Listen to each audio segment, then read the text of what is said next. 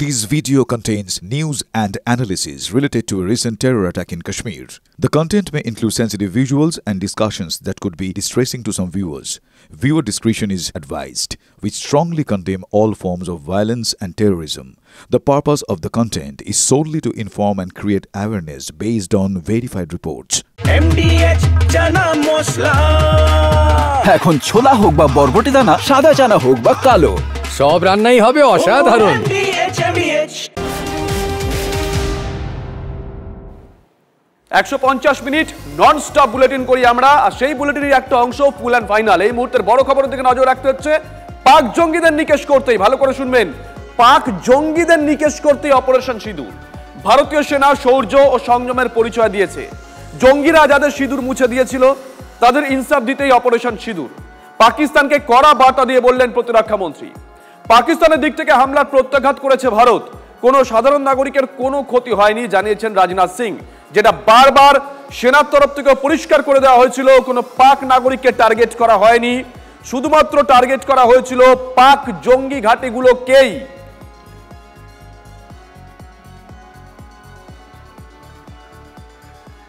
Operation सिंदूर आतंकवाद के खिलाफ हमने दिखाया है। भारत आतंकवाद के खिलाफ जब भी कोई कार्रवाई करेगा तो आतंकवादियों और उनके आकाओं के लिए सरहद पार की जमीन भी सुरक्षित नहीं रहेगी। हमने उनके आम नागरिकों को कभी निशाना नहीं बनाया था, मगर पाकिस्तान ने न केवल भारत के नागरिक इलाकों को निशाना बनाया, बल्कि मंदिर, गुरुद्वारा, गिरजाघर पर भी हमले करने का प्रयास किया। भारतीय सेना ने शौर्य और पराक्रम के साथ साथ संयम का भी परिचय देते हुए पाकिस्तान के अन्य ठिकानों पर भी प्रहार करके करारा जवाब दिया है। हमने केवल सीमा से सटे सैन्य ठिकानों पर ही नहीं कार्रवाई की, बल्कि भारत की सेनाओं की धमक उस रावलपिंडी तक सुनी गई जहां पाकिस्तानी फौज का हेडक्वार्टर मौजूद है। भारत में आतंकवादी घटनाएं करने और कराने का क्या अंजाम होता है, पहलगाम की घटना के बाद दुनिया देख रही है। आतंकवाद के खिलाफ जीरो टॉलरेंस की नीति पर चलते हुए हमारे यशस्वी प्रधानमंत्री नरेंद्र मोदी ने स्पष्ट कर दिया है कि यह नया भारत है जो आतंक के खिलाफ सरहद के इस पार और उस पार दोनों तरफ प्रभावी कार्रवाई करेगा। অর্থাৎ আজকে স্পষ্টত জানিয়ে দেওয়া হলো শুভজিৎ যে সেনাকে আরো শক্তিশালী করা হচ্ছে। কিভাবে তাদের শক্তিশালী করতে পারে? লখনৌয়ে ব্রহ্মোস ক্ষেপণাস্ত্র তৈরির নতুন কারখানা। সূত্রের খবর, বছরে 80 থেকে 100টি ক্ষেপণাস্ত্র তৈরির লক্ষ্যমাত্রা দেওয়া হয়েছে লখনৌয়ের এই সামরিক অস্ত্র তৈরির কারখানায়। 2021 সালে নতুন এই কারখানাটির শিলান্যাস করেছিলেন প্রধানমন্ত্রী নরেন্দ্র মোদী। ভারত ও রাশিয়া যৌথভাবে এই কারখানায় বিশ্বের দ্রুততম সুপারসনিক ক্রুজ ক্ষেপণাস্ত্র তৈরির কথা বলেছিল। এবং আপনাদেরকে জানিয়ে রাখি, ভারতেও এই ব্রহ্মাস্ত্র তৈরির যে কারখানা, সেই কারখানা তৈরি হবে এবং সেই বার্তাই আজকে দিলেন রাজনাথ সিং।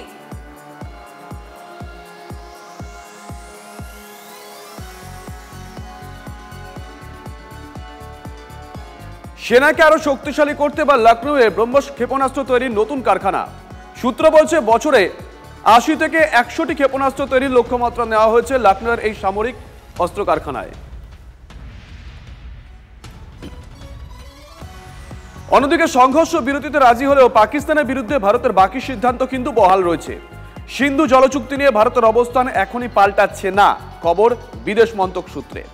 বন্ধ থাকবে পাকিস্তানের সঙ্গে সব রকম বাণিজ্য। কূটনৈতিক স্তরে যে যে সিদ্ধান্তগুলো নেওয়া হয়েছিল তা অপরিবর্তিতই থাকবে। পাকিস্তানের জন্য বন্ধ থাকছে ভারতের আকাশপথ।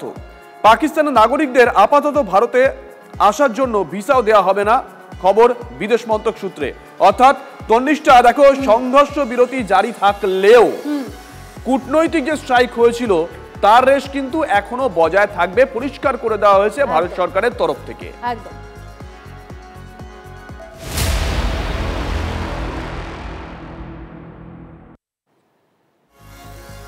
আর এই স্ট্রাইকগুলোর কারণ কি জানেন? বেঈমান পাকিস্তান তাদেরকে বিশ্বাস নেই। সংঘর্ষ বিরতির কথা বলে তো ফের গুলি ছুড়েছে পাকিস্তান। সীমান্তে কড়া নজর রাখছে ভারতীয় সেনা। পাকিস্তান এয়ার স্পেস খুলে দিলেও সতর্ক দিল্লি। উত্তর ও পশ্চিমের 32টি এয়ারপোর্ট এখনো বন্ধ রেখেছে ভারত। সুমন আমাদের প্রতিনিধি আমাদের সঙ্গে রয়েছে, সরাসরি সুমনের সঙ্গে কথা বলবো।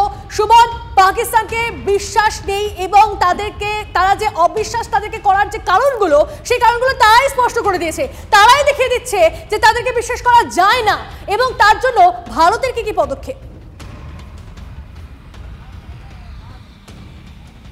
দেখো, পাকিস্তান বেঈমান, পাকিস্তান বেয়াদব।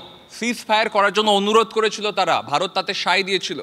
তার কিছুক্ষণের মধ্যেই পাকিস্তান জম্মু কাশ্মীরে সেখানে কিন্তু সিজ ফায়ার লঙ্ঘন করে। এমনকি রাজস্থানের বিভিন্ন জায়গায় কিন্তু ড্রোন পাঠায় পাকিস্তান, যেগুলোকে ভারতের এয়ার ডিফেন্স সিস্টেম সম্পূর্ণরূপে পর্যদুষ্ট করেছে। পাকিস্তান নাস্তানাবুদ হয়েছে ভারতের প্রত্যাঘাতে। এবং শুধু সে কথা নয়, আজকেও কিন্তু বায়ুসেনা জানিয়ে দিয়েছে যে ভারত যে কোনো অপারেশনের জন্য অপারেশন রেডি রয়েছে এবং অপারেশন সিঁদুর এখনও চলছে। পাকিস্তান তাদের এয়ার স্পেস ওপেন করে দিয়েছে, কিন্তু ভারত উত্তর পশ্চিমাঞ্চলের একাধিক এয়ারপোর্ট বন্ধ রেখেছে। শুধু তাই নয়, রাজস্থানে জয়পুর থেকেই মূলত উড়ান চলছে। তার কারণ কি? তার কারণ পাকিস্তানকে বিশ্বাস করা যায় না। এরা কথা দিয়ে কথা রাখতে জানে না, তার প্রমাণ বারে বারে পাওয়া গিয়েছে। তোমাকে বলে রাখি যে গতকাল রাতেও এই জয়সলমীর রাজস্থান সীমান্তে একাধিক জায়গায় তারা ড্রোন পাঠানোর চেষ্টা করে, যে ড্রোনগুলোকে সবকটাকে একেবারে আকাশেই ধ্বংস করেছে ভারতের এয়ার ডিফেন্স সিস্টেম। আজকেও কিন্তু রাজস্থান প্রশাসন, বিএসএফ, তারা কিন্তু সম্পূর্ণরূপে সতর্ক রয়েছে। পাশাপাশি যেমনটা রাজনাথ সিং জানালেন, যেমনটা ইন্ডিয়ান এয়ারফোর্স জানাচ্ছে যে তারা মিশন রেডি অবস্থায় রয়েছে এবং অপারেশন সিঁদুর এখনও চলছে। অর্থাৎ যদি আকাশপথে বা স্থলপথে কোনোভাবে এই সিজ ফায়ার লঙ্ঘন করার বেয়াদবিপনা পাকিস্তান আবার করে, তারা সমুচিত জবাব পাবে। সেটা কিন্তু গোটা বিশ্বের সামনে ভারত পরিষ্কার করে দিয়েছে। এবং তোমাকে বলে রাখি, রাজস্থান সীমান্তে গত কয়েকদিন ধরে আমরা যেখানে রয়েছি সেখানে কিন্তু প্রত্যেকটা ক্ষেত্রে দেখা যাচ্ছে গ্রামবাসীরা তারা কিন্তু প্রত্যেকে একেবারে দীপ্ত কণ্ঠে বলছেন যে কোনো পরিস্থিতির জন্য তারাও কিন্তু প্রস্তুত, এবং সরকারের যে কোনো নির্দেশ সেন্ট্রাল গভর্নমেন্টের তারা কিন্তু অক্ষরে অক্ষরে পালন করছেন এবং জওয়ানরা সমুচিত জবাব দিচ্ছেন পাকিস্তানকে। একদম সঙ্গে থাকো সুমন। প্রত্যাঘাতের পরও নির্লজ্জ পাকিস্তান। পাকিস্তানের হামলার পরিকল্পনা ব্যর্থ। ভারতের প্রত্যাঘাতে মুখ থুবড়ে পড়ল পাকিস্তানের এয়ার ডিফেন্স সিস্টেম HQ-9। পাকিস্তানের চাইনিজ ও ফাতেহ-2 মিসাইল মাটিতে নামায় সেনা। পাকিস্তানের পাঠানো তুরস্কের ড্রোনও ধ্বংস করেছে বাহিনী। বেছে বেছে জঙ্গি ঘাঁটি গুড়িয়ে দিয়েছে ভারত। 8 পাক বিমান ঘাঁটিতেও প্রত্যাঘাতে সফল হয়েছে ভারত। অন্যদিকে পাকিস্তানের হামলায় সামনে ঢালের মতন রুখে দিয়েছে S-400 এয়ার ডিফেন্স সিস্টেম। আকাশে ভারতের নিরাপত্তা নিশ্ছিদ্র করেছে সুদর্শন সুরক্ষা চক্র। পাক মাটিতে কামাল দেখিয়েছে ভারতের কামিকাজের জন্য। এই কয়েকদিনে ভারতের 3 বাহিনীর সমন্বয় ছিল একেবারে চোখে পড়ার মতন। বারবার বৈঠক করে রণকৌশল ঠিক করেছে বাহিনী। কাজে দিয়েছে স্বল্প পাল্লার মিসাইলও, কাজে এসেছে ফাইটার থেকে মিসাইল ছোড়ার রণনীতিও।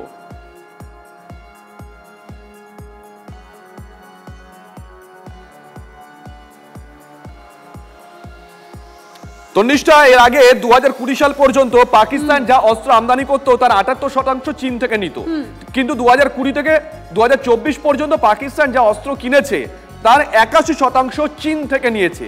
এবার অনেকেই মস্করা করে বলেন না যে চীনা মালে কোনো গ্যারান্টি নেই, বোধহয় সেটাই হয়েছে, কোনো গ্যারান্টি ছিল না। সেক্ষেত্রে বিশ্ববাজারে চীন যে অস্ত্র বিক্রি করে আগামীতে কতটা করতে পারবে তা নিয়েও কিন্তু অনেকে প্রশ্ন তুলতে শুরু করে দিয়েছে। 4:30 बजे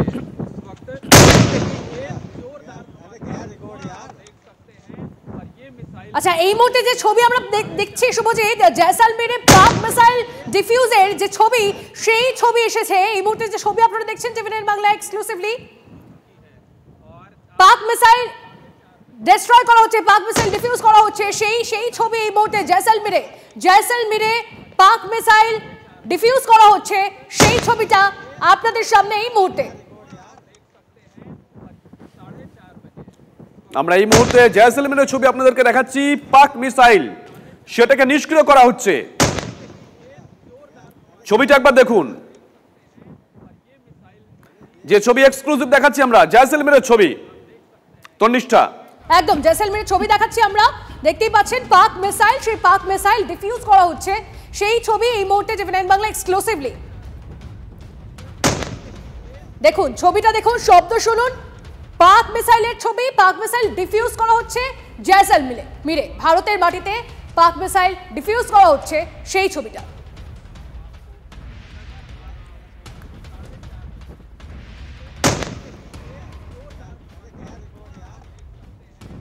এই মুহূর্তে এক্সক্লুসিভলি টিভি9 বাংলায় আপনারা দেখছেন সেই ছবি। ভারতের মাটিতে পাক মিসাইল ডিফিউজ করা হচ্ছে, ডিস্ট্রয় করা হচ্ছে, সেই ছবিটা দেখাচ্ছি আপনাদেরকে। পাক মিসাইল ডিফিউজ করা হচ্ছে ভারতের মাটিতে, জয়সলমীরের ছবি, জয়সলমীরে পাক মিসাইল ডিফিউজ করা হচ্ছে, সেই মুহূর্তের ছবিটা ধরা পড়েছে, ক্যামেরা বন্দী হয়েছে, সেই ছবি দেখাচ্ছি আপনাদেরকে টিভি9 বাংলায় এক্সক্লুসিভলি।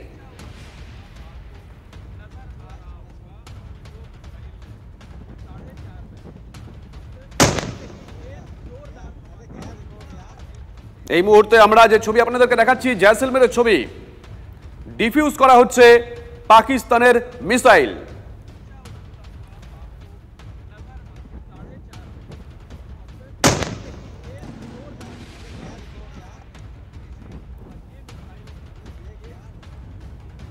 প্রসেনজিতের কাছে এই প্রসেনজিৎ, একটু আগে যে খবরের দিকে নজর রাখছিলাম আমরা, তনিষ্কার সঙ্গে কথা হচ্ছিল যে দেখো পাকিস্তান যে অস্ত্র আমদানি করে 2020 পর্যন্ত তার 78% তার আমদানি করতো চীনের কাছ থেকে। 2020 থেকে 2024 মানে গত বছর পর্যন্ত পাকিস্তান যে অস্ত্র আমদানি করেছে 4 বছরে, তার 81% চীনের কাছ থেকে। অনেকে মজা করে বলেন যে চীনা প্রোডাক্টের কোনো ভরসা নেই, বোধহয় সেটাই পরিষ্কার হয়ে গেল। এর পাশাপাশি এটাও প্রশ্ন উঠছে যে এই যুদ্ধ যদি বা সংঘর্ষ যদি আরো কদিন চলতো, তাহলে পাকিস্তানের কোন কোন অস্ত্র মুখ থুবড়ে পড়তো কে জানে, বিশ্ববাজারে বোধহয় চীনেরও মুখ পড়তো। একদম শুভজিৎ, আমি যদি একটু তুল্যমূল্য বিচার করি, আমাদের যে ডিফেন্স সিস্টেমটা কি, আমাদের S-400 কোথা থেকে নেওয়া, রাশিয়ার কাছ থেকে নেওয়া, অত্যন্ত অ্যাডভান্স প্রযুক্তি। পাকিস্তানের কাছে যা আছে সেটা ওই HQ-9, সেটা কিন্তু চীন থেকে নেওয়া, যেটা তুমি বলছিলে চীনা মাল, সেটাও কিন্তু অ্যাডভান্স প্রযুক্তি। কিন্তু দেখা গেল এই পরিস্থিতি দাঁড়িয়ে ভারত তার আকাশে কার্যত ঢাল তৈরি করে দিল, আর পাকিস্তানের ছাদ ফুটো হয়ে একের পর এক হামলা ভারত চালালো, বলা ভালো রিটালিয়েট করলো, প্রত্যাঘাত করলো, পাকিস্তানকে বেয়াদবির জবাব দিল। ভারতের কামিকাজে যে ব্যবস্থাটা, যে কামিকাজে ড্রোনটা এবং মিসাইলটা, সেটা কাজ লাগলো। পাকিস্তানের ক্ষেত্রে ফতেহ মিসাইল কাজ করলো না, ফতেহ এই সিস্টেমটা কাজ করলো না। ভারত অবলীলায় প্রত্যাঘাত করতে গিয়ে পাকিস্তানে অন্তত একাধিক এয়ারবেস গুড়িয়ে দিল, পাকিস্তান নিজেদের এয়ারবেসগুলোকে রক্ষা করতে পারলো না। পাকিস্তান তুরস্কের যে ড্রোন ব্যবহার করলো, সোয়ান ড্রোন, সেই ড্রোন তারা হামলা চালালো বটে, কিন্তু অধিকাংশই ফাটেনি, বা বলা ভালো ভারতের আকাশে ঢুকে টিকে থাকতে পারেনি। যে কথাটা তুমি বলছিলে, এই যে চীনা মাল, ইদানিংকালে পাকিস্তান চীন নির্ভর, সেই কারণেই কিন্তু যাবতীয় তাদের যে প্রযুক্তি সব কিছু চীন থেকে নেওয়া। দেখা গেল রাশিয়ান যে সিস্টেম এয়ার ডিফেন্স S-400 ভারতের ক্ষেত্রে কিন্তু ঢাল হয়ে দাঁড়িয়ে ভারতের মানুষকে বাঁচিয়ে দিল। এবং আমরা গর্ব করে বলছি আমাদের দেশের এই প্রতিরক্ষা ব্যবস্থা, যেখানে পাকিস্তান টিকতেই পারছে না, পাকিস্তানকে হাতে পায়ে ধরে যুদ্ধবিরতির কথা বলতে হচ্ছে যে আপনারা থামুন, আর নতুন করে আর ঝামেলায় আমরা যেতে যাই না। কিন্তু পাকিস্তানের হাতে যে ডিফেন্স সিস্টেম রয়েছে, যেটা HQ-9, সেই ডিফেন্স সিস্টেমকে বারবার ভারত কিন্তু নাস্তানাবুদ করে দিল। সব মিলে এই হিট এবং ফেলিওরের তালিকায় ভারত কিন্তু সবেতেই হিট। তিন বাহিনী যে কোয়ার্ডিনেশন, অসাধারণ কোয়ার্ডিনেশন, যে কারণে প্রতিদিন 3টে বাহিনী তাদের যাবতীয় কোয়ার্ডিনেশন নিজেদের মধ্যে রেখে এই পরিস্থিতিকে সামাল দিচ্ছে, ট্যাকেল করতে পেরেছে। আর পাকিস্তানের ক্ষেত্রে জায়গায় যখন ভারত যখন প্রত্যাঘাত করেছে, পাকিস্তানের বেয়াদবি জবাব দিয়েছে, তখন কিন্তু পাকিস্তান কোথাও গিয়ে সামান্য প্রত্যাঘাতটুকু করতে পারেনি, এবং ভারতের তরফে এই যে রিটালিয়েশন হয়েছে তাকেও আটকাতে কোনো সদর্থক ভূমিকা নিতে পারেনি। শুভজিৎ, সঙ্গে থাকো প্রসেনজিৎ।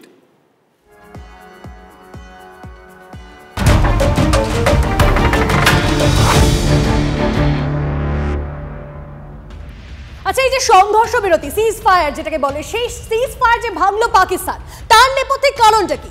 জঙ্গি ঢোকানোর ছক ছিল কি পাকিস্তানের? কারণ অমৃতসরে বিপুল অস্ত্র উদ্ধার BSF এবং পাঞ্জাব পুলিশের, প্রায় 3 কেজি বিস্ফোরক, 2টি করে হ্যান্ড গ্রেনেড, ডিটোনেটর উদ্ধার। আর কি কি উদ্ধার হয়েছে সমস্ত জানবো আমাদের প্রতিনিধি সায়ন্ত আমাদের সঙ্গে রয়েছেন সরাসরি। সায়ন্ত, যে বিস্ফোরক খবর তুমি আমাদেরকে দিচ্ছিলে, একাধিক এক্সপ্লোসিভ উদ্ধার হয়েছে অমৃতসরে, এই যে সংঘর্ষ বিরতি ভাঙার পিছনে এই জঙ্গি ছকে এক্সপ্লোসিভ ঢোকানো, এগুলোই কি তাদের একমাত্র ভরসার জায়গা এবং সেটাই তারা করতে চেয়েছিল?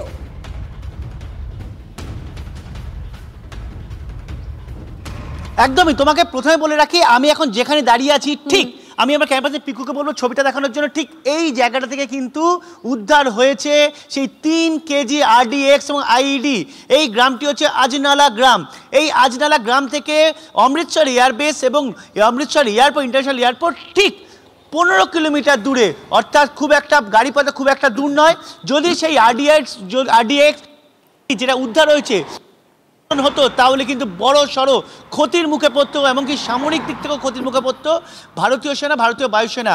আর তুমি যে প্রশ্নটা করলে অনুপ্রবেশ, একদমই এই যে বারবার করে সংঘর্ষ বিরতি লঙ্ঘন করে গুলি চালানো এবং গোলাগুলি ছোড়া, এর পেছনে কিন্তু অন্যতম কৌশল হচ্ছে অনুপ্রবেশ ঘটানো, যেটা মূলত বিভিন্ন যে অরক্ষিত অংশ হোক বা বিভিন্ন যেগুলো যে প্রত্যন্ত এলাকা হোক সীমান্তে, সেইখান থেকেই এই জঙ্গি অনুপ্রবেশ ঘটিয়ে থাকে এই পাকিস্তানিরা। মূলত পাকিস্তান মদতপুষ্ট জঙ্গিরা কিন্তু এই জায়গাটাই অবলম্বন বোঝা যাচ্ছে শান্ত, বোঝা যাচ্ছে। তুমি আমাদের সঙ্গে থাকো, তবে যে তথ্য সামনে আসছে তা অত্যন্ত চাঞ্চল্যকর, তাই তো শুভজিৎ? একদমই। এই মুহূর্তে আমাদের সঙ্গে রয়েছেন রাজীব শ্রীবাস্তব। রাজীব বাবু, শুভজিৎ রয়েছে স্টুডিওয়ে, আমার সঙ্গে তন্নিষ্ঠা আছে, নিউজ রুম থেকে তন্ময় আছে। আমরা প্রত্যেকে একে একে আপনার কাছে যাব। দেখুন, এর আগে আমরা দেখেছিলাম পাকিস্তান এই প্রথম তো নয়, বহুবার সংঘর্ষ বিরতি চুক্তিটাকে লঙ্ঘন করেছে, এবং অধিকাংশ ক্ষেত্রেই দেখা যেত তারা লঙ্ঘন করার চেষ্টা এই কারণেই করছে যে আমাদের সেনাদেরকে ওইদিকে বিজি রেখে ঘুরপথে অন্য জায়গা থেকে এদেশে জঙ্গি ঢুকিয়ে দেবে। আপনার কি মনে হয় গতকাল কেন করলো মাত্র 3 ঘন্টার মধ্যে? এই ধরনের কোনো ইন্টেনশন ছিল? দেখুন, আপনার মাধ্যমে আমি আপনাকে বলে দিচ্ছি, জল, চোখের জল, চোখে রক্ত, আর এই দ্রৌপদীর সিঁদুর যেটা মায়ের পথে থেকে আমরা নিয়েছি, আর মহাভারতে আপনি দ্রৌপদীর কথাটা শুনেছেন, রাইট? অ্যাট দ্য এন্ড দ্রৌপদী নিজের চুলের যিনি যা চান করলেন দুঃশাসনের রক্ত থেকে। আমরা শান্ত নেই এখন। আপনি একটা বোঝেন, একটা কনসেপ্ট আছে, what is the last stage of the war? Last stage of war 3টে জিনিসে শেষ হয়। প্রথম, ওটা হয় সারেন্ডার। আপনি দেখলেন দ্বিতীয় বিশ্বযুদ্ধের পর জাপান সারেন্ডার করলো আর জার্মানি সারেন্ডার করলো। আমাদের 1971-এ 93,000 সোলজার, পাকিস্তানি সোলজার আমাদেরকে সারেন্ডার করলো এই ঢাকাতে। আমরা গর্বিত। তারপর সেকেন্ড স্টেজ আছে, জানেন কেটা? এটা বলা হয় আমাদের সিজ ফায়ার। সিজ ফায়ার যখন দুটো নেশন যুদ্ধ করছে, সিজ fire is between 2 strong equal army. ওরা বলা হয় কি ঠিক আছে, তুমিও জিতছো না আমিও জিতছি না, এটা সিজ ফায়ার করে দিচ্ছি আমরা। এই সিজ ফায়ারটা কিন্তু কোনো মেডিটেশন বা উইথাউট এনি থার্ড পার্টি ইন্টারভেনশনতে হয়। আপনি দেখুন, এখন এই সেম আমেরিকা ফেব্রুয়ারি এসে এই প্রেসিডেন্ট ট্রাম্প বললেন ইউক্রেন আর রাশিয়াতে আমি একদিনের যুদ্ধ রুখিয়ে দেবো, ওদেরও আছে একটা সিজ ফায়ার। সিজ ফায়ার কি মানা যায়? সিজ ফায়ার মানা যায় না। আর তৃতীয় কন্ডিশনটা হলো সাসপেনশন অফ অপারেশন। এই পাকিস্তানের সঙ্গে যেটা গতকাল হলো, ওটা সিজ ফায়ার নয়, suspension of operation. What is the suspension of operation?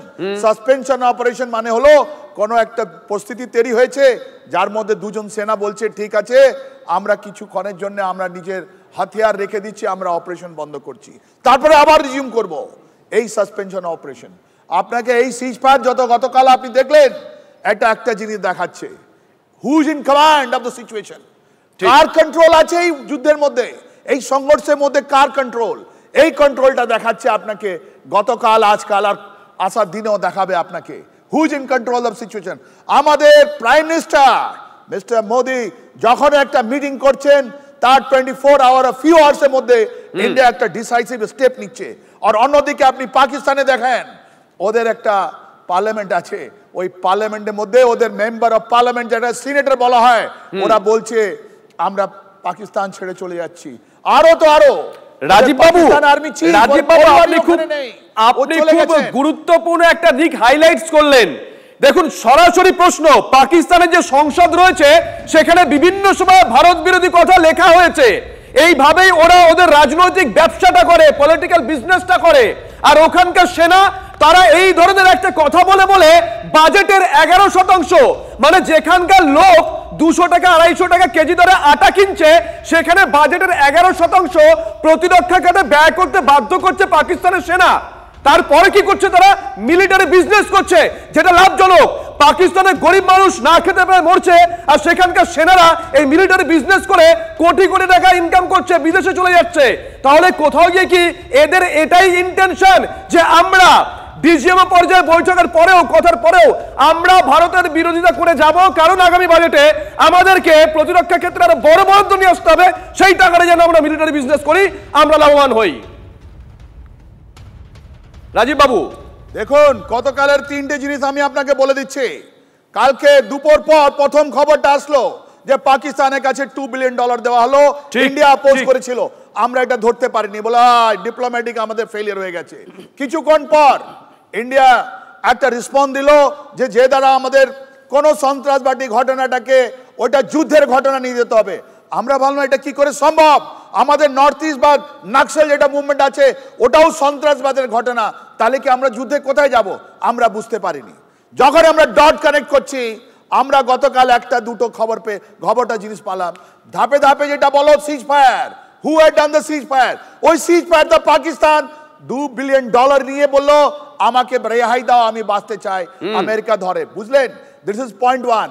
আর আমরা কি বললাম, সন্ত্রাসবাদের যদি ঘটনাটা হয় আমরা কিন্তু ওটা যুদ্ধে মানবো পাকিস্তানের সঙ্গে।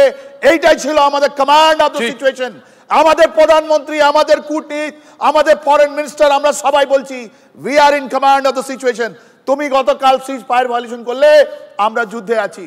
আপনি এটা মেনে রাখবেন, যুদ্ধ 2-0 হয়নি, এটা 3-0 হচ্ছে। আমাদের দ্রৌপদীর কেস যেটা আছে ওর মধ্যে দুঃশাসনের রক্ত দিয়েই আমরা ধুবো, এটাই আমি বলছি না, আমাদের মহাভারত বলছে। प्रचंड है आराम, तलवारों पे सर मार दिए, अंगारों पे जिस्म जलाया है, तब जाके ये तिरंगा लहराया है। এরকম আপনি যদি ইন্ডিয়াকে সস্তায় নেন, ভুল করবেন না, ভুল করবেন না। পাকিস্তান, চায়না, তুর্কি, বাংলাদেশ, মালদ্বীপ, আপনি যত কোনো লোক আপনি দেখা করতে পারেন, আপনি T20 একটা কমেন্ট্রি দিতে পারেন, কিন্তু আপনি বলবো এই টেস্ট ম্যাচ আছে ওর মধ্যে যে জিতবে ওর নাম আছে ভারত, ভারতের সেনা, ওদের সৈন্য, আমাদের যারা যোদ্ধা আছে ওরা জিতবে, তার মধ্যে কোনো কম্প্রোমাইজ নেই। এটা আপনাকে আমি বলে রাখছি। আমাদের লোক এক সে मैं लख लड़ाऊं तब मैं गुरु गोविंद सिंह कहलाऊं। আপনাকে আমি এটা অ্যাসুরেন্স দিয়ে যাচ্ছি, শুধু যারা বর্ডারে আছে ওদের নয়, প্রত্যেকটা মানুষ আমাদের আজকে রাস্তায় বলছে আমরা কি করে যোগদান দিতে পারি আপনাদের এতে। এইটাই আমাদের নবচেতনা যেটা আমাদের দেশে এসছে, এবার once for all will finish this terror factory in Pakistan and that is what is happening। আর এই যে যুদ্ধ ভায়োলেশন হচ্ছে ইন্ডিয়া আগে থেকে জানতো। কনেশ শ্রীবাস্তব আমাদের সঙ্গে থাকুন প্লিজ, আমাদের সঙ্গে থাকুন, আমরা আলোচনা চালিয়ে যাবো। তবে এই মুহূর্তে আরো একটা ব্রেকিং নিউজ দিই।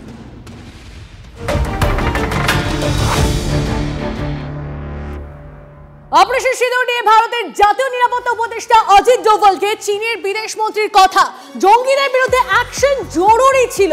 চীনের বিদেশ মন্ত্রীকে স্পষ্ট বার্তা ডোভালের, ভারত যুদ্ধ চায় না, কিন্তু সন্ত্রাসবাদ বরদাস্ত করা হবে না। ডোভালের মন্তব্য সমর্থন করেছেন চীনা বিদেশ মন্ত্রীও।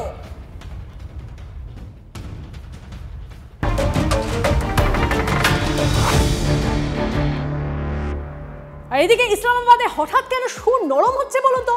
ভারতের প্রত্যাঘাতে আসলে কোমর ভেঙেই পিছু উঠল পাকিস্তান। মধ্যস্থতার জন্য আমেরিকার পা ধরেছে ইসলামাবাদ। 5 দিনের সংঘর্ষে পাকিস্তানের 9টি জঙ্গি ঘাঁটি গুঁড়িয়ে দিয়েছে ভারত। ধ্বংস হয়েছে লস্কর ও জৈশের সদর দপ্তর। ক্ষতিগ্রস্ত হয়েছে চীনের তৈরি পাক এয়ার ডিফেন্স সিস্টেম। করাচি ও রাওয়ালপিন্ডির পাক সামরিক ঘাঁটিতে আঘাত। রফিকি, মুরিদকে, সরগোদা, চটনালা ও সহ 6 সামরিক ঘাঁটিতে হানা। নিয়ন্ত্রণ রেখায় পাকিস্তানের একাধিক সামরিক পরিকাঠামো ক্ষতিগ্রস্ত। কথা বলবো তন্ময় দা, আমাদের সহকর্মী আমাদের সঙ্গে রয়েছেন তন্ময় প্রামাণিক, নিউজ রুম থেকে সরাসরি তন্ময় দার সঙ্গে কথা বলবো। তন্ময় দা, তাহলে এই যে ইসলামাবাদের সুর নরম, এর কারণটা হয়তো বোঝা যাচ্ছে, মানে তারা কোথাও যুঝে উঠতে পারছিল না ভারতের সঙ্গে, ভারতের এয়ার ডিফেন্স সিস্টেমের সঙ্গে, ভারতের বায়ুসেনার সঙ্গে, এই অপারেশন সিঁদুরের সঙ্গে। সেই কারণেই এই চালটা তারা চেলেছিল যে তাহলে সিজ ফায়ারের পথে যাওয়া যাক, এবং তার জন্য পায়ে ধরছিল সকলে। একেবারেই তাই। তুমি যদি ভালো করে পরিসংখ্যান দেখো, একদম পরিসংখ্যান, যুদ্ধ তো একদম লাফিয়ে গিয়ে করা যায় না, যুদ্ধ সিস্টেমেটিক ওয়েতে যেতে হবে। সেখানে পরিসংখ্যান যদি আমরা দেখি, গত 4-5 দিন ধরে যে ঘটনাগুলো ঘটেছে সেগুলোকে এক জায়গায় জড়ো করলে প্রথমে 9টি জায়গাতে ভারত যে প্রত্যাঘাত করেছিল, যেখানে জঙ্গি ঘাঁটি রয়েছে, কোনো রকম আর্মি বেস নয়, পাকিস্তানের আর্মির গায়ে হাত নয়, তাদের ইনফ্রাস্ট্রাকচারে নয়, এবং সাধারণ মানুষ তো দূরের কথা, জঙ্গিদের বিরুদ্ধে লড়াই ঘোষণা করেছিল, যুদ্ধ ঘোষণা করেছিল ভারত। সেখানে 9টি জঙ্গি ঘাঁটি প্রথমে নষ্ট করা হয়। সেখানে লস্কর-ই তৈবা এবং জৈশ-ই মোহাম্মদ তাদের যে সদর দপ্তর সেটাকে গুড়িয়ে দেওয়া হয়। বেশ কিছু জঙ্গির মৃত্যু হয়, যেগুলোকে পরে আমরা দেখেছি তাদেরকে শহীদ আখ্যা দিয়ে পাকিস্তানের যারা আর্মি রয়েছে, পুলিশ রয়েছে, মুখ্যমন্ত্রী রয়েছে বিভিন্ন প্রদেশের, তারা সব সম্মান দিয়ে ন্যাশনাল ফ্ল্যাগ দিয়ে, পাকিস্তানের ন্যাশনাল ফ্ল্যাগ দিয়ে কফিনকে জড়িয়ে পাকিস্তানের জাতীয় সঙ্গীত গেয়ে তাদেরকে শহীদের মর্যাদা দিয়েছে। যারা একদম আন্তর্জাতিক স্তরে জঙ্গি বলে পরিচিত, সেই আঘাতে করার পর তারপর যখন তারা ভারতকে আঘাত করতে শুরু করে, হামলা করে ভারতের ওপর, ভারত যখন প্রত্যাঘাত করে, একদম তোমাকে যদি বলি, পিছনে যে ম্যাপটা তুমি দেখতে পাচ্ছ, এখানে পাকিস্তানের যে ম্যাপ, এখানে ইসলামাবাদ, রাওয়ালপিন্ডি, সারগোধা, রফিকি, ফরিদকোট, রহিমিয়ার খান, এই যে পরপর একেবারে মানে ওপর থেকে নিচ পর্যন্ত ম্যাপের সেই জায়গায় দাঁড়িয়ে পরপর এয়ারবেসে ভারত প্রত্যাঘাত করে। কোথাও এয়ারবেস বিপুলভাবে ক্ষতিগ্রস্ত হয়, কোথাও একেবারে ধ্বংস হয়ে যাওয়ার মতো পরিস্থিতি তৈরি হয়, মানে এতটা ক্ষতিগ্রস্ত হয়, কোথাও রাডার সিস্টেম নষ্ট করে দেওয়া হয়। সব মিলিয়ে এয়ার ডিফেন্স সিস্টেম পাকিস্তানে যেটা রয়েছে সেটা পুরোপুরিভাবে ক্ষতিগ্রস্ত হয়ে যায়, যেখান থেকে তারা কোনো রকম যে হামলা চালাবে ভারতের ওপর সেই জায়গাটা সম্পূর্ণ তারা অদক্ষ, মানে বলা চলে একদম পঙ্গু হয়ে পড়ে। 2 নম্বর হচ্ছে যদি ভারত প্রত্যাঘাত করে আকাশপথে তাহলে সেটাকে চিহ্নিত করা, তাকে আটকানো সেই ক্ষমতাও তারা হারিয়ে ফেলে। সব মিলিয়ে এরকম একটা পরিস্থিতি। তার মধ্যে একটু আগে তুমি যেটা বলছিলেন, শ্রীবাস্তব যেটা বলছিলেন, সেটা হচ্ছে সংসদের ভিতরে মানে দেশের অভ্যন্তরে মানুষের ক্ষোভ, সাংসদের একটা বড় অংশের ক্ষোভ যে কেন এই যুদ্ধে যাওয়া হচ্ছে। পাশাপাশি বেশ কিছু অঞ্চল জলে ডুবে গিয়েছে, ভিতরে খাবারের অভাব রয়েছে, বালুচিস্তানের যে আক্রমণ রয়েছে বালোচ লিবারেশন আর্মির, এদিকে খাইবার পাখতুনে সেখানকার বিদ্রোহ রয়েছে, সব মিলিয়ে ঘরে বাইরে, ফলে তাদের এই মুহূর্তে সন্ধি করা ছাড়া, পিছিয়ে যাওয়া ছাড়া কোনো রাস্তা ছিল না। তুমি আমাদের সঙ্গে থাকো please.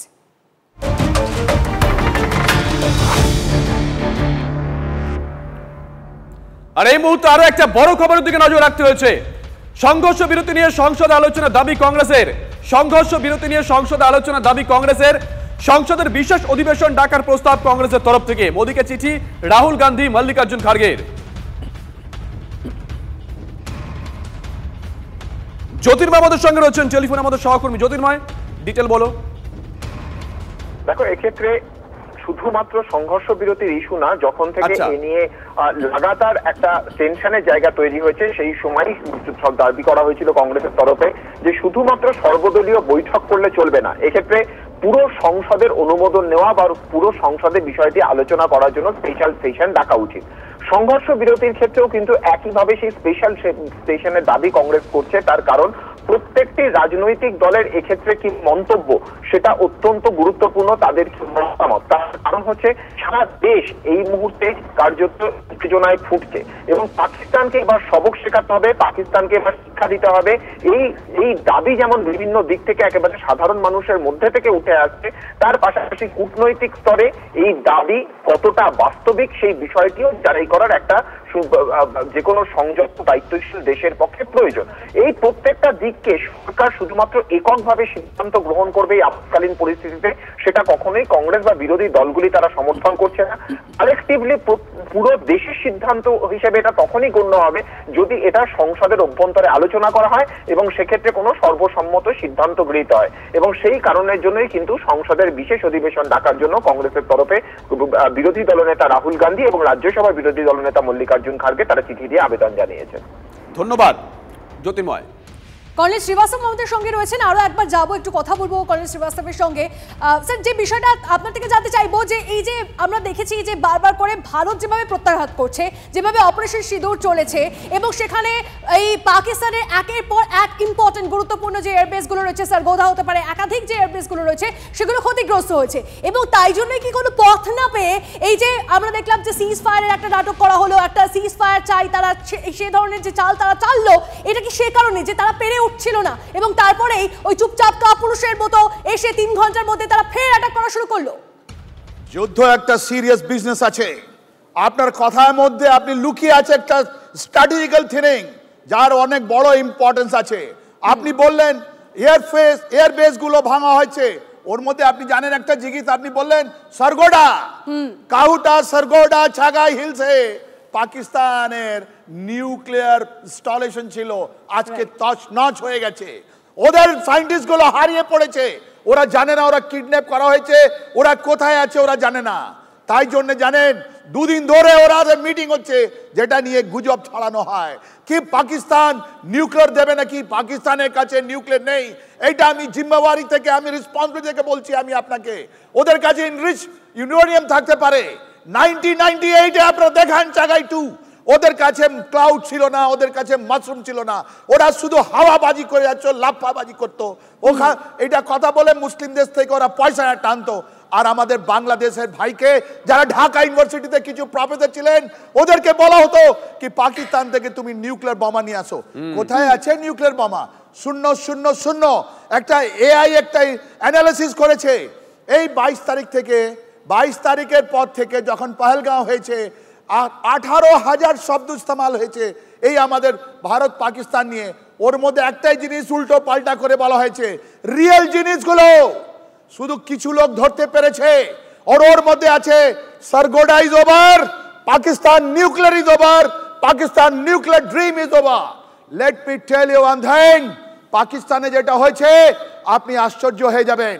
Pakistan army political and আর্মির মধ্যে সংঘাত। আপনি তো 2 মাস ধরে বলছেন বালুচিস্তান এন্ড পাকিস্তান খান খান হয়ে যাবে, ওইটা নিউজ। আমরা ওইটা কিন্তু সামরিক ভাবে যদি বিবেচনা করি, আপনাকে আজকে বলছি আমি, পাকিস্তানের কাছে 4 রকমের ওদের পদাতিক সেনা ইনফ্যান্ট্রি আছে। পাঞ্জাবের জন্য পাঞ্জাব, সিন্ধের জন্য সিন্ধ ব্যাটালিয়ন, বালুচের জন্য Baluch and North West Frontier Province যেটা এখন খাইবার পাখতুনখোয়া হয়েছে ওদের জন্য এফএফ। আপনি বলুন 61 এক মিনিট আমাকে স্যার প্লিজ সঙ্গে থাকুন আমাদের। শুভজিৎ, অপারেশন সিঁদুর, যে সিঁদুরে রীতিমতো ঘায়েল হয়েছে, আমরা দেখেছি পাকিস্তান ঘায়েল হয়েছে, সেই সিঁদুর এখন অব্দি জারি রয়েছে, জানিয়ে দিল বায়ুসেনা। পাকিস্তানের বুকে কাঁপুনি ধরিয়ে বায়ুসেনার বড় বিবৃতি। অভিযান নিখুঁত পেশাদারিত্বের পরিচয় দিয়েছে বায়ুসেনা। জ্যোতির্ময় আমাদের প্রতিনিধি আমাদের সঙ্গে রয়েছেন, জ্যোতির্ময়ের সঙ্গে কথা বলবো। জ্যোতির্ময়, এই যে বায়ুসেনা যে পোস্ট করেছে, সেই পোস্টের মাধ্যমে আসলে বার্তা কি দিতে চেয়েছে? দেখো, আজকে এই মুহূর্তে থেকে শুরু করে আজকের রাত অত্যন্ত গুরুত্বপূর্ণ। তার কারণ আগামীকাল যে আলোচনা রয়েছে, যে দুই দেশের ডিজিএম অর্থাৎ ডিরেক্টর জেনারেল অফ মিলিটারি অপারেশনের মধ্যে যে আলোচনা হবে, যে সিজ ফায়ারের চুক্তি কি কি হবে, টার্মস এন্ড কন্ডিশন কি কি হবে, শর্ত কি হবে, তার রূপরেখা ঠিক হবে। এবং তার আগে আজকের রাতটা যথেষ্ট গুরুত্বপূর্ণ। আজ রাতেও যদি পাকিস্তান গতকাল রাতের মতো আচরণ করার চেষ্টা করে, তাহলে কিন্তু ভারতকে বড়সড় প্রত্যাঘাত করতে হবেই। এবং সেই বার্তাটাই কার্যত এই বিবৃতির মধ্যে, এই ব্রিফ বিবৃতির মধ্যে দিয়ে স্পষ্ট করে দেওয়া হয়েছে। এর পাশাপাশি এটা ডিপ্লোম্যাটিক ক্ষেত্রে একটা পরোক্ষ চাপ তৈরি চেষ্টা চলেছে পাকিস্তানের ওপরে। তার কারণ ভারত যে টার্মস এন্ড কন্ডিশন রাখবে, তা যদি পাকিস্তান না মানে, তাহলে কিন্তু যে কোনো মুহূর্তে ভারত যে অপারেশন সিঁদুর যেভাবে চালাচ্ছে, যেভাবে ডিপ ইনসাইড পাকিস্তানে ঢুকে গিয়ে একেবারে আমরা দেখছি যে তাদের সেনাঘাঁটি থেকে শুরু করে এয়ার স্ট্রিপ সম্পূর্ণভাবে ধ্বংস করে দিচ্ছে, সেই কাজ কিন্তু সম্পূর্ণভাবে জারি থাকবে। সেই বার্তাটাই মূলত বায়ুসেনার এই বিবৃতির মাধ্যমে দেওয়ার চেষ্টা হয়েছে বলে কূটনৈতিক মহলে ব্যাখ্যা। বেশ, ধন্যবাদ জ্যোতির্ময়।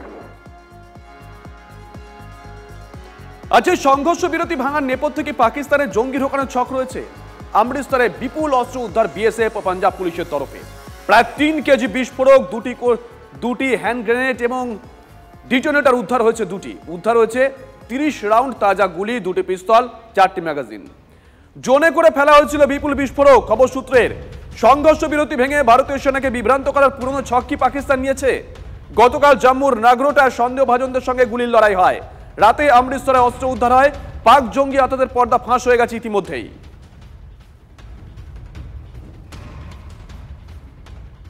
চরম প্রত্যাঘাত ভারতের, কিন্তু তারপরেও পাকিস্তান তো নির্লজ্জ, অসভ্য। পাকিস্তানের হামলার পরিকল্পনা সেটা ব্যর্থ। ভারতের প্রত্যাঘাতে মুখ থুবড়ে পড়ল Pakistan air defence system HQ-9। পাকিস্তানের চাইনিজ ও ফতে 2 মিসাইল মাটিতে নামায় সেনা। পাকিস্তানের পাঠানো তুরস্কের ড্রোনও ধ্বংস করেছে বাহিনী। বেছে বেছে জঙ্গি ঘাঁটি গড়িয়েছে ভারত। 8 পাক বিমান ঘাঁটিতেও প্রত্যাঘাতে সফল হয়েছে ভারত। অন্যদিকে পাকিস্তানের হামলার সামনে ঢালের মতো রুখে দাঁড়িয়েছে S-400 এয়ার ডিফেন্স সিস্টেম। আকাশে ভারতের নিরাপত্তা নিশ্চিত করেছে নিশ্চিদ্র সুদর্শন সুরক্ষা চক্র। সুমন আমাদের প্রতিনিধি আমাদের সঙ্গে রয়েছেন, সরাসরি সুমনের সঙ্গে কথা বলবো। সুমন, বারবার করে আমরা দেখিয়ে দিয়েছি, ভারত দেখিয়ে দিয়েছে যে ভারত কতটা স্ট্রং এবং তাদের এয়ার ডিফেন্স সিস্টেম কতটা স্ট্রং, বায়ু সেনা কতটা স্ট্রং, অপারেশন সিঁদুরের কতটা জোর দেখিয়ে দিয়েছে ভারত। দেখো, ভারত যখন অপারেশন সিঁদুর শুরু করেছিল, তখন তা ছিল সম্পূর্ণ জঙ্গি ঘাঁটিতে একটা প্রিসিশন অ্যাটাক, এবং সেখানে কিন্তু ভারত সম্পূর্ণরূপে সফল হয়েছিল।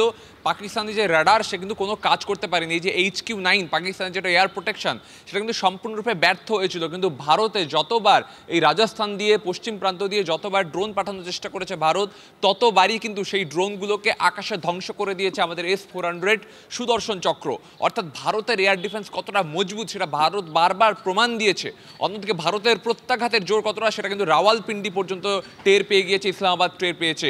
স্বাভাবিকভাবেই ভারত যেখানে যেখানে আঘাত আনতে চেয়েছে সংযত হয়ে কোনো সিভিলিয়ানকে অ্যাটাক না করে শুধুমাত্র জঙ্গি ঘাঁটি এবং সামরিক জায়গাগুলোতে, সেখানে কিন্তু ভারত সফল, পাকিস্তান ব্যর্থ। তনিষ্ঠা, ধন্যবাদ সুমন। রাজীব শ্রীবাস্তব এই মুহূর্তে আমাদের সঙ্গে রয়েছেন স্টুডিও থেকে আলোচনায়। রাজীব বাবু, দেখুন ইতিমধ্যেই গতকাল বিকেলের পর থেকে সোশ্যাল মিডিয়ায় কংগ্রেসের সমর্থক যারা আছেন তারা একটা পুরনো বিষয় তুলে আনছেন। 1971 তৎকালীন প্রধানমন্ত্রী ইন্দিরা গান্ধী প্রেসিডেন্ট নিক্সনকে কি বলেছিলেন সেই প্রসঙ্গটা তুলে আনছেন। এটা রাজনীতির বিষয়, সরিয়ে রাখলাম, যারা রাজনীতি করেন তারা তাদের মতন করে নিশ্চয়ই এটার উত্তর দেবেন। কিন্তু আমার প্রশ্ন হচ্ছে, গতকাল বিদেশ মন্ত্রকের তরফ থেকে দুবার সাংবাদিক বৈঠক করা হয়েছে, একটা সন্ধ্যে 6টার কিছু আগে, আরেকটা রাত 11:15টায়। সেখানে একবারের জন্য বলা হয়নি যে আমেরিকা মধ্যস্থতা করেছে বা কিছু, সরাসরি বলা হয়েছে পাকিস্তানের ডিজিএমও আমাদের দেশের ডিজিএমওকে ফোন করেছিলেন। 1, 2 নম্বর, আমেরিকান প্রেসিডেন্ট তিনি বারবার উপযাচক হয়েছেন, গতকালও পোস্ট করেছেন, আজকেও পোস্ট করেছেন। 2, 3 নম্বর, আমেরিকা যে মধ্যস্থতা করেছে সেটা বলছে পাকিস্তান। একবার ভেবে দেখুন গোটা বিষয়টা, ডিপ্লোম্যাটিক স্তরে ভারতের জয় কতটা হলো। দেখুন, ভারতের জয় আছে, থাকবে, রইবে। পাকিস্তান কিন্তু একটা জিওগ্রাফিক্যাল শুধু জায়গা নয় যার মধ্যে ঘাস পেড় আছে, তার মধ্যে আপনার নদী আছে, এসব নয়।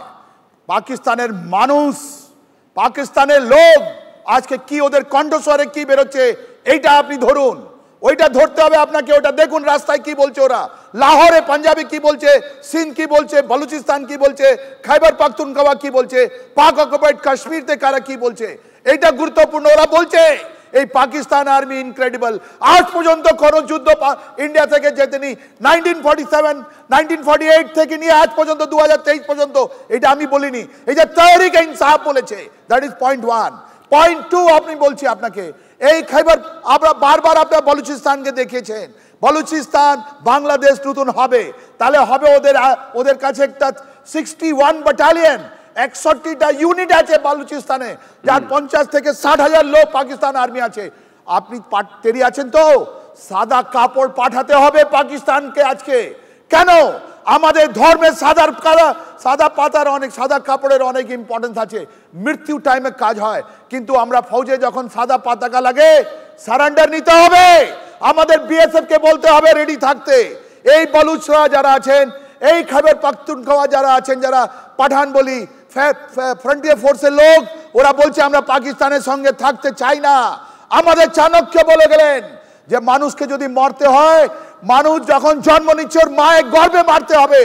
আমাদের চাণক্য আছে, আমাদের ভারতীয় কূটনীতি আছে, রাজনীতি আছে। আমরা কোন গুলি না ফায়ার করে ওদের 1 লক্ষ থেকে বেশি আর্মি, 6.5 লাখ পাকিস্তান আর্মি, 1 লক্ষ থেকে বেশি আর্মি আমাদের দিকে চলে আসছে। নিউক্লিয়ার বগি আজকে শেষ। পলিটিক্যাল যাদের ওরা আছে, নওয়াজ শরীফ, ওরা হেল্পলেস। আর পাকিস্তান আর্মির মধ্যে টপ লিডারশিপের মধ্যে আজকে আপনি দেখবেন ফাড় হয়ে গেছে। Chairman joint chief of staff committee যতদিন মিটিং ডাকছেন, এই মোল্লা মুনির ওখানে যাচ্ছেন না। তাহলে আজকে কোথায় দাঁড়ালো? এই 2 মিনিটে আমি আপনাকে একটা চিত্রটা দিয়ে দিলাম। Pakistan army is the brink of the chaos, they are the brink of the split. Ready থাকুন, পাকিস্তান বোধহয় ধর্মের কার্ডটাও এই ক্ষেত্রে খেলে উঠতে পারবে না, কারণ আমরা দেখেছিলাম পেহেলগাঁও হামলার পরে পাকিস্তান যখন বাদরামিটা চূড়ান্ত পর্যায়ে নিয়ে যাচ্ছে, সিজফায়ার লঙ্ঘন করছে, তখন লাল মসজিদের ইমাম যিনি আছেন তিনি বলেছিলেন যে এইটা ইসলাম সমর্থন করে না। কনক শ্রীবাস্তব, দুটো জিনিস দেখুন আপনি, পাকিস্তানের যতগুলো বড় লোক ইনক্লুডিং যারা ভুট্টোর ছেলেগুলো বা যে প্রাইম মিনিস্টার ছেলে মেয়েরা, ওরা যাচ্ছে বিদেশে পড়তে। আর সাধারণ মানুষ, আপনার যেটা সাধারণ মানুষ আছে ওদেরকে মাদ্রাসা পড়িয়েছে। আর ডিফেন্স মিনিস্টার কি বলছেন পার্লামেন্টে, এই মাদ্রাসার ছেলেগুলো আসবে। এইটাই মেসেজ আছে আমাদের ইন্ডিয়ার জন্য। এই মেসেজ আছে বাংলাদেশে যারা আলিয়া মাদ্রাসাতে পড়ছে, যারা কমি মাদ্রাসাতে পড়ছে, ওদের ছেলেগুলোকে ওরা তৈরি করছে। টেরার ফ্যাক্টরিরা যে সোর্স, কি ওরা যাবে নিজের লাইফ, যেরকম গতকাল হয়তো কোচি ফিদাই নিয়ে এসেছিল, আমি জানি না, অনগোয়িং অপারেশন আমরা বলতে পারছি না, কিন্তু পাকিস্তানের লোক, বাংলাদেশের লোক নিজের ছেলে মেয়েকে, তারিক রহমান হোক বা আরো কেউ হোক, লন্ডন আমেরিকায় বসে আছেন, এই গরিব মানুষ যারা বাংলাদেশে পাকিস্তানে আছেন, ওরা মাদ্রাসায় আছেন আর ওদের ছেলেগুলোকে মগজ ধোলাই করে বলা হচ্ছে ইসলাম বিপদে আছে, তোমাদেরকেই করতে হবে।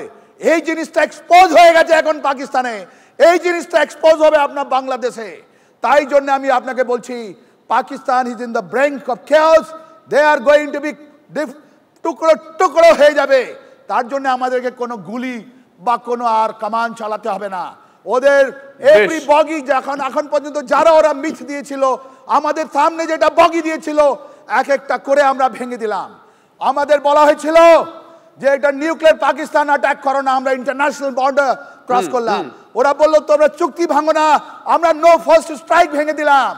আমরা প্রত্যেকটা চুক্তি পাকিস্তান হোক বা বাংলাদেশ, আজকে আপনার মারফতে মেসেজ দিচ্ছি, আমরা ছাড়ছি না। একদমই ডিপ্লোম্যাটিক স্তরে সেখানে কিন্তু যুদ্ধটা জারি আছে। সঙ্গে থাকুন, সঙ্গে থাকুন, আসবো আপনার কাছে, সঙ্গে থাকুন। লাহোরের এয়ার ডিফেন্স সিস্টেম বৃহস্পতিবারে গড়িয়ে দিয়েছিল ভারত, রক্ষণভাবে ভেঙে খার খান। শুক্রবার রাতে এই পরের ধাপটা সেরে ফেলল ভারতীয় বায়ুসেনা। ভাঙা ডিফেন্সের সুযোগ নিয়ে একের পর এক গোল। পাকিস্তানের অন্তত 8টি বায়ুসেনা ঘাঁটিতে প্রত্যাঘাত। ছবি দেখে মাথায় হাত পাকিস্তানিদেরই, নাগালি পেল না পাকিস্তানের চীনা ডিফেন্স। পাকিস্তানের মাটিতে একের পর এক ড্রোনে প্রত্যাঘাত ভারতের।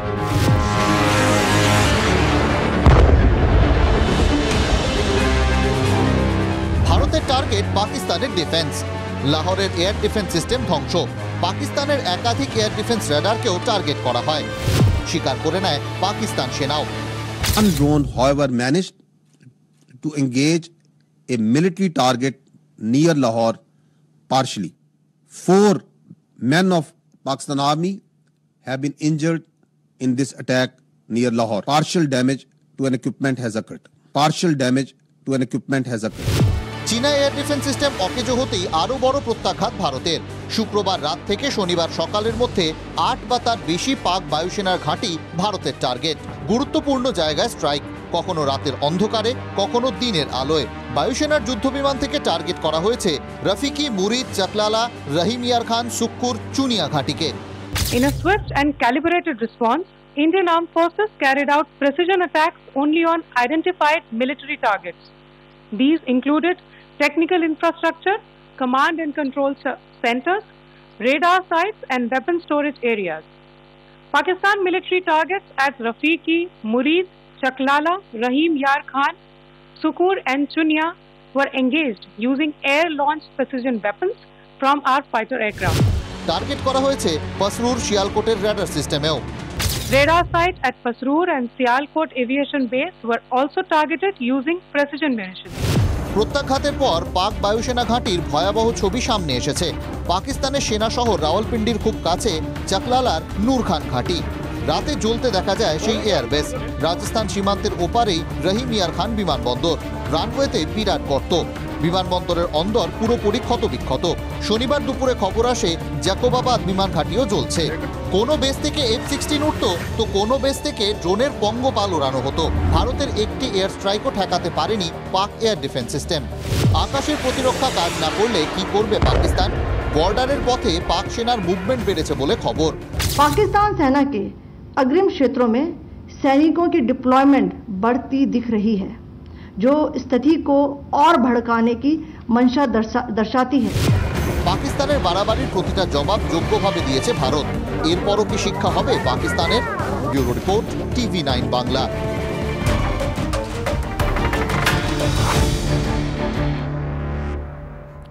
শুধু সামরিক প্রত্যাঘাতই নয়, কূটনৈতিক ক্ষেত্রেও পাকিস্তানকে কোণঠাসা করেছে ভারত। পেহেলগাঁও কাণ্ডের পর আন্তর্জাতিক স্তরে ইসলামাবাদকে কার্যত একঘরে করে দিয়েছে দিল্লি। পাকিস্তানের বন্ধু দেশ চীন, আরব, এরা জঙ্গি দমনের পক্ষে সওয়াল করেছে। বিশ্বমঞ্চে পাকিস্তানের মুখোশ খুলে দিয়েছে ভারত। পাক সেনার সঙ্গে জঙ্গি যোগের একাধিক প্রমাণ দিয়েছে দিল্লি। ভারতের শর্তে এই সংঘর্ষ বিরতি করতে হয়েছে পাকিস্তানকে। কর্নেল দীপ্তাংশু চৌধুরী এই মুহূর্তে আমাদের সঙ্গে রয়েছেন। কর্নেল চৌধুরী, শুভজিৎ আসি, তন্নিষ্ঠাও আছে, আপনাকে আরো একবার স্বাগত। কর্নেল চৌধুরী, দেখুন গতকাল দেখলাম আমরা মার্কিন প্রেসিডেন্ট উপযাচক হয়ে সোশ্যাল মিডিয়ায় পোস্ট করলেন এবং সংঘর্ষ বিরতির কথা বললেন। আজকেও তিনি একটা পোস্ট করেছেন, তার আগ্রহ সর্বাধিক বোঝাই যাচ্ছে। 1, 2 নম্বর, ভারতের তরফ থেকে 3:35-এর পর ঠিক 6টার একটু আগে, সন্ধ্যে 6টার একটু আগে এবং রাত 11:15টায় দুবার সাংবাদিক বৈঠক করা হলো। কোথাও উল্লেখ করা হলো না যে উপযাচক হয়েছিল মার্কিন প্রেসিডেন্ট, মানে কার্যত আমেরিকাকে পাত্তাই দেওয়া হলো না ভারতের বিদেশ মন্ত্রকের তরফ থেকে। 2, অথচ দেখুন পাকিস্তান শাহবাজ শরীফ সাংবাদিক বৈঠক করছেন, তখন একাধিকবার মার্কিন প্রেসিডেন্টকে ধন্যবাদ জানাচ্ছেন, আমেরিকাকে ধন্যবাদ জানাচ্ছেন। মানে গোটা বিষয়টা বুঝতে পারছেন, রাজনৈতিক চর্চা যাই হোক, কূটনৈতিক স্তরে ভারতের কতটা বড় জয়।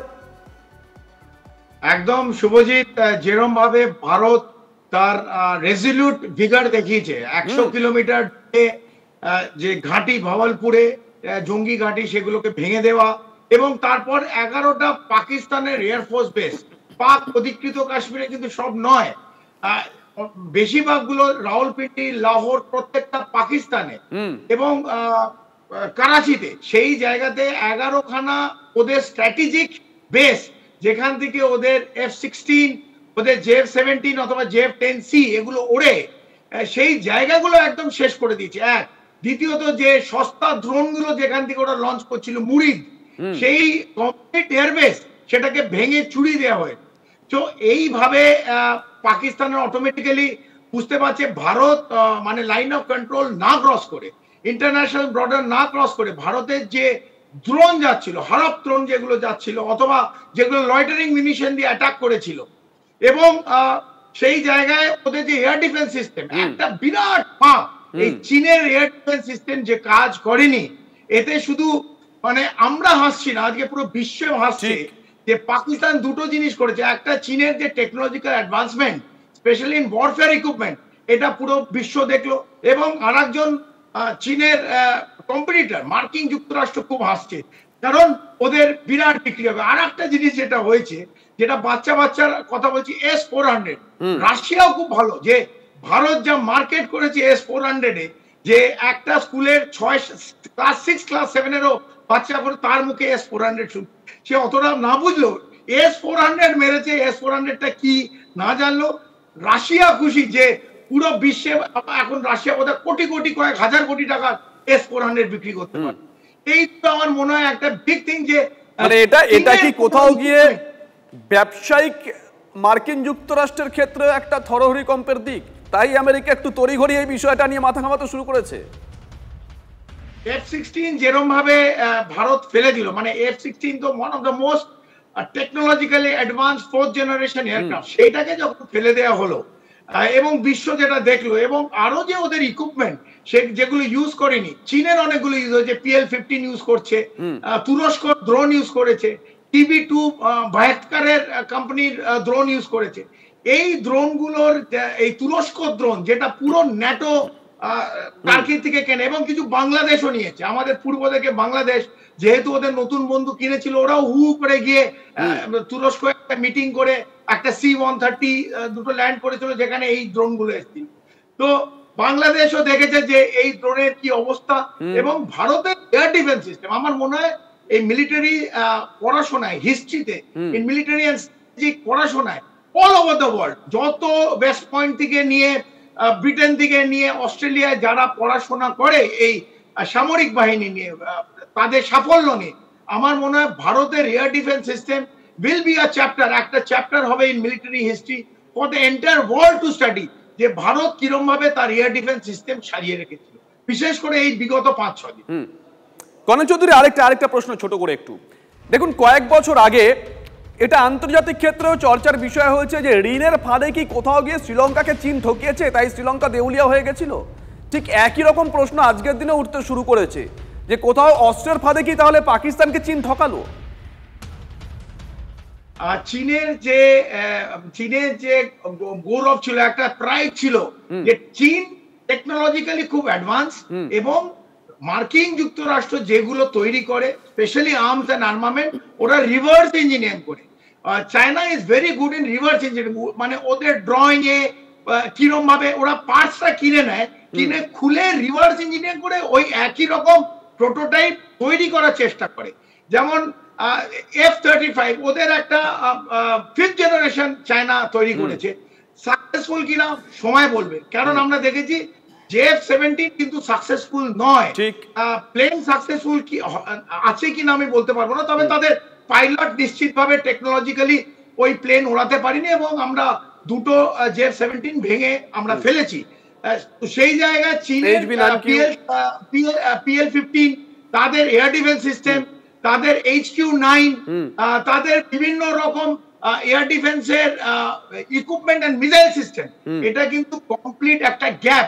মানে পাকিস্তানের ডিফেন্সে এয়ার ডিফেন্স সিস্টেমে যে এত বড় বড় গ্যাপ ছিল, সেই গ্যাপ দিয়ে কিন্তু ভারতের রাফালও ঢুকেছে। এবং আমরা যে ড্রোন হ্যারপ অথবা হারপি ড্রোন যেটা বলে, যেটা আমরা ইসরায়েল থেকে পেয়েছি, সেই ড্রোনও গেছে।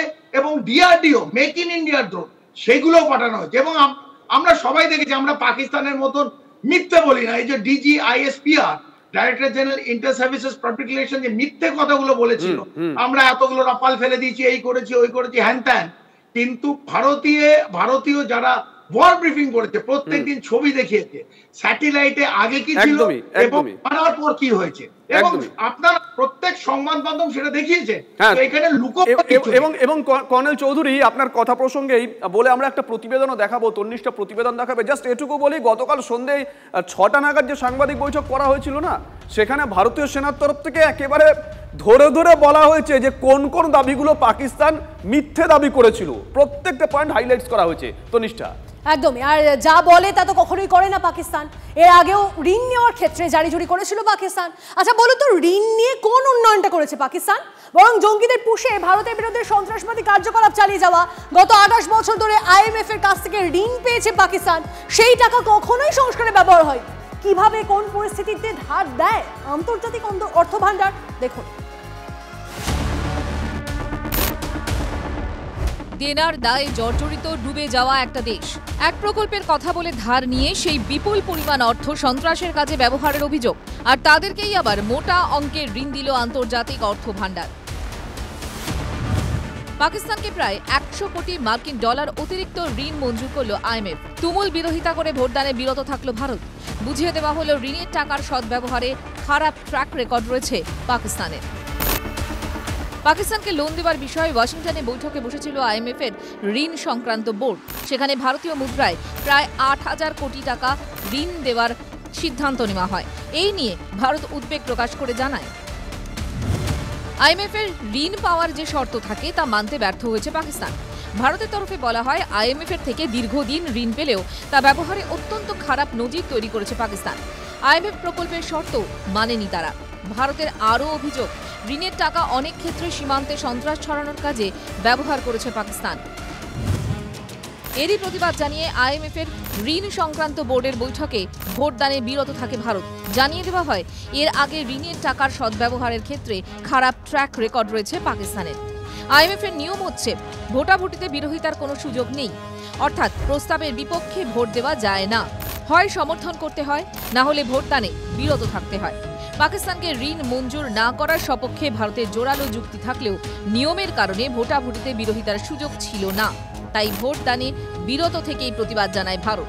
जहाँ तक IMF बेल आउट का सवाल है और जो हमारा मत है इन चीज़ों को लेके वहाँ पे साझा करेंगे दूसरे मेंबर्स के साथ। ये बोर्ड पे निर्भर है कि वहाँ पे क्या निर्णय होता है। গত 28 বছর ধরে IMF এর কাছ থেকে ঋণ পেয়েছে পাকিস্তান। 2019 সাল থেকে 4টি IMF প্রকল্প হয়েছে। ভারতের সাফ কথা, বিগত প্রকল্পগুলি ঋণের টাকা ঠিকমতো ব্যবহার করলে পাকিস্তানকে আবার একটা প্রকল্পের জন্য ঋণ চাইতে হতো না। সে কারণে তাদের ঋণের অর্থের সদ্ব্যবহার নিয়ে প্রশ্ন থাকছে। ভারত এও জানিয়েছে, পাকিস্তানে গণতান্ত্রিক সরকার ক্ষমতায় থাকলেও অর্থনৈতিক বিষয়ে নাক গলায় সেনা, আর সে কারণেই ঋণের শর্ত মানেনি পাকিস্তান। जो कार्रवाई हुई है उसका जवाब देने का जो आपने जो प्रश्न उठाया है, जो आज ब्रीफिंग हुई है, जो आपको सूचना मिली है, मैंने भी कहा है कि भारत ने उनका एक जिम्मेदाराना पूर्ण तरीके से और एक पर्याप्त तरीके से उसका जवाब दे दिया है। বছর দুয়েক আগে আন্তর্জাতিক অর্থ ভান্ডারের কাছ থেকে 700 কোটি ডলারের ঋণের প্যাকেজ পেয়েছিল পাকিস্তান। এর পরিবর্তে বেশ কিছু শর্ত মানার কথা ছিল, কিন্তু তারপরও IMF এর শর্ত মানেনি তারা। শর্ত মেনে যে সংস্কার করার কথা ছিল তাতে বাধা হয়ে দাঁড়ায় তাদের দেশের সেনাই। ঋণের অর্থেরও ঠিকমতো ব্যবহার করা হয়নি। কোনো দেশের স্থায়ী সম্পদ কতটা সেটা মেপে দেখে তবেই ধার দেয় আন্তর্জাতিক অর্থ ভান্ডার। প্রশ্ন উঠেছে যে দেশটার বিরুদ্ধে সন্ত্রাসের মদত দেওয়ার অজস্র প্রমাণ আছে, তাদেরকে কোন মুখে আবার ঋণ দিল IMF? এই বিপুল পরিমাণ অর্থ কোন কাজে লাগানো হবে তা কি আদৌ খতিয়ে দেখা হবে? আরও একটা সন্ত্রাসের লঞ্চ প্যাড তৈরি করা হবে না তো?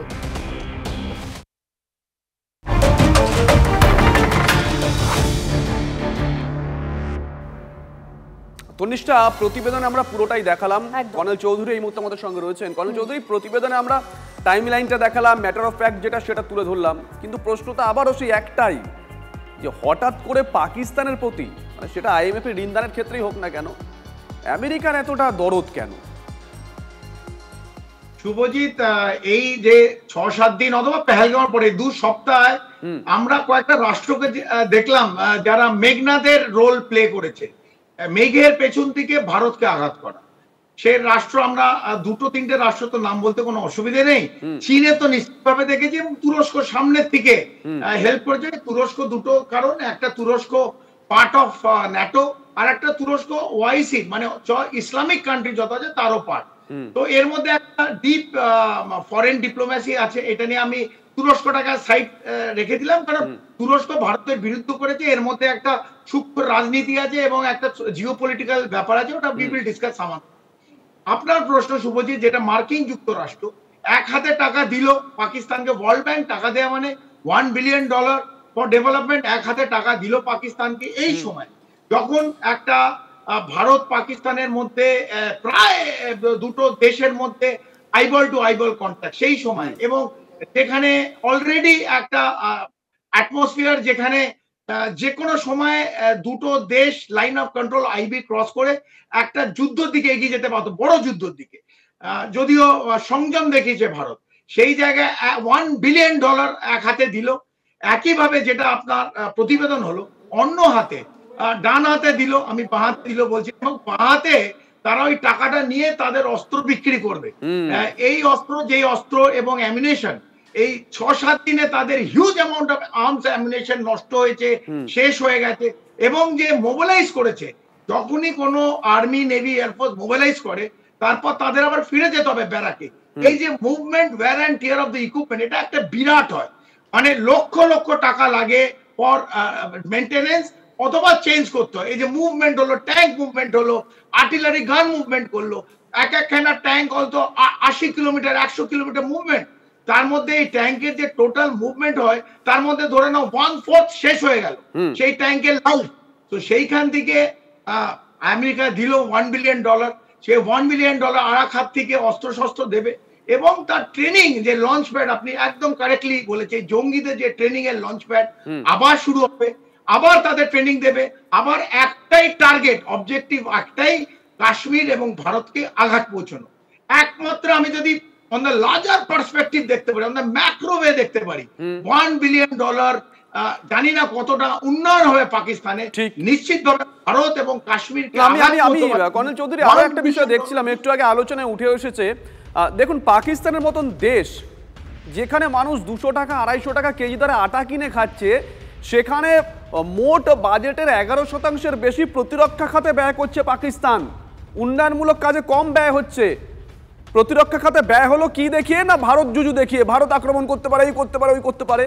পাশাপাশি আবার সেই টাকাটা ঘুরপথে মিলিটারি বিজনেস করছে পাকিস্তানের সেনারা, সেই টাকাটা দিয়ে তারা তাদের ছেলে মেয়েকে বিদেশে পড়াশোনা করতে পারাচ্ছে, নিজেরা বিদেশে প্রপার্টি কিনছে, গরিব মানুষের ক্ষেত্রে কিছু হচ্ছে না।